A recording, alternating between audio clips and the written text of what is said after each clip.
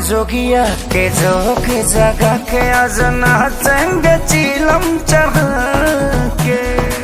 घूमता माथा लागे होई तमाशा ठीक कहिलो न भंगिया खिया। अच्छा अरे बाबा के बुढ़िया काला। हाँ मन में जोगिया के जोग जगा के आज नाचेंगे चिलम चढ़ा के।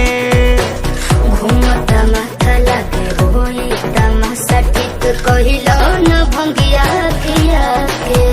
देह घूमता हमरो भयंकर।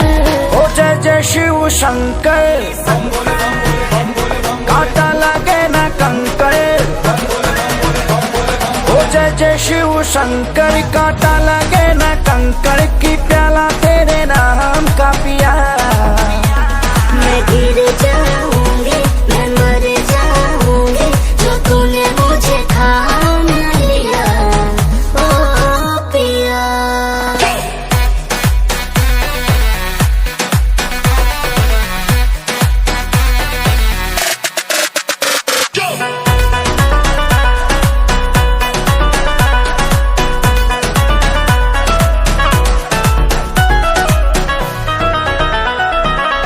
का जाने का होई आजू के दिनवा बाटे अब शिव ही सहारा हो।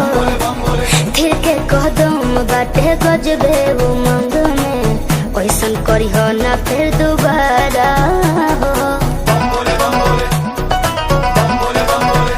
हाँ मस्त मलहूं छोड़ी सरहूं झूमो बम मस्ती में मार के दम भूल जगम कुछ ना होई कस्ती में।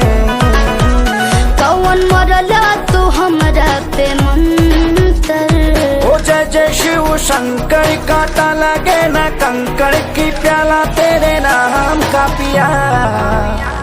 मैं गिर जाऊंगी मैं मर जाऊंगी जो तूने मुझे थाम लिया।